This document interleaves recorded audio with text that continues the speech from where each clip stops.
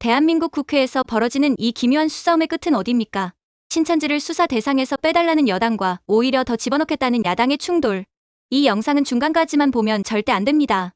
정치와 종교라는 거대한 괴물이 어떻게 우리 민주주의를 갉아먹고 있는지 그 소름 끼치는 진실이 6분 후에 공개되기 때문입니다. 지금 여의도는 통일교와 신천지라는 두 종교 집단을 둘러싼 특검, 전국으로 그야말로 전쟁터입니다. 더불어민주당은 새해 1호 법안으로 통일교 특검 처리를 예고하면서 신천지도 반드시 수사 범위에 포함시켜야 한다고 못을 박았습니다. 그런데 국민의힘의 반응이 아주 묘합니다. 뜬금없이 신천지 수사는 왜 하느냐며 본질을 흐리는 물타기라고 강력히 반발하고 나선 것입니다. 이에 대해 정청래 대표는 국회 최고위원회의에서 이렇게 일갈했습니다. 신천지를 왜 빼느냐, 국민의힘에서 자꾸 빼자고 하니까 나는 더 넣어야 되겠다. 이것은 단순한 감정 싸움이 아닙니다. 여야의 운명을 가를 거대한 고리가 숨겨져 있기 때문입니다. 왜 지금 이 시점에 이 논란이 터져 나왔을까요? 이재명 대통령은 취임 후 첫 국무회의에서 정교유착 의혹에 대한 엄정 수사를 지시했습니다. 대통령은 정교분리라는 헌법 원리를 어기고 종교가 정치에 개입하는 행위를 민주주의의 위협으로 규정했습니다. 특히 통일교와 신천지라는 이름을 직접 언급하며 검경합동수사본부 구성을 주문한 상태입니다. 그런데 특검 협상 과정에서 여당이 유독 신천지에 대해서만 방어막을 치는 모습은 누가 봐도 의심스럽지 않습니까? 국민의힘의 주장은 이렇습니다. 통일교 의혹은 이미 구체적인 로비 정황이 나왔으니 수사하되 신천지까지 끌어들이는 것은 야당의 정치적 보복이라는 논리입니다. 하지만 야당의 생각은 다릅니다. 정교유착의 뿌리를 뽑으려면 성역이 있어서는 안 된다는 것이죠. 특히 민중기 특검 수사 과정에서 드러난 국민의힘 당원 명부 사건은 가히 충격적입니다. 당원 500만 명과 통일교 신도 120만 명을 대조했더니 이름과 생년월일이 일치하는 사람이 약 11만 명이나 쏟아져 나온 것입니다. 이 11만 명이라는 숫자가 단순한 통계적 우연일까요? 특검팀은 통일교 측이 특정 시기에 신도들을 조직적으로 동원해 국민의힘에 가입시켰을 가능성을 의심하고 있습니다.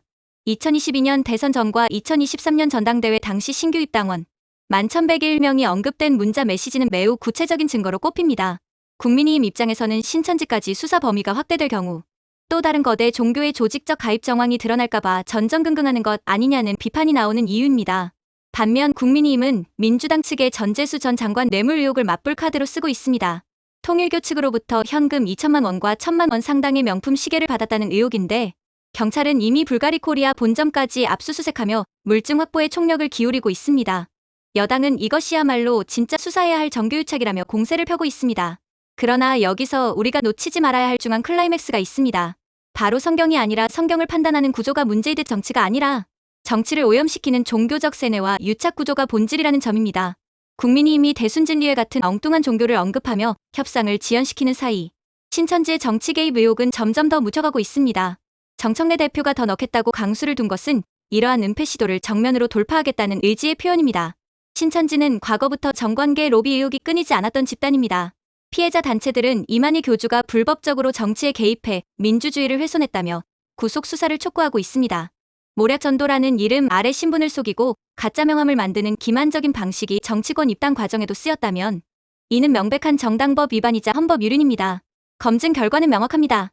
이재명 대통령의 수사 지시와 특검 논의는 여야를 가리지 않는 엄정한 잣대가 적용되어야 합니다. 헌법 원리를 어기고 종교가 정치에 개입한 부분은 나라의 미래를 위해 반드시 규명되어야 할 사안이기 때문입니다. 여든 야든 지위고하를 막론하고 진상을 밝혀야 다시는 이런 일이 생기지 않습니다. 이제 시청자 여러분의 주변을 돌아보십시오. 혹시 특정 단체의 지시로 특정 정당에 가입하거나 투표를 권유받은 적은 없습니까? 다음 3가지 중 2가지 이상에 해당된다면 그것은 통제된 믿음입니다. 첫째, 특정 종교 단체의 지시로 당비를 대납하거나 가입 원서를 낸 적이 있는가? 둘째, 정치적 중립을 훼손하는 로비 활동에 종교적 명분으로 동원되었는가?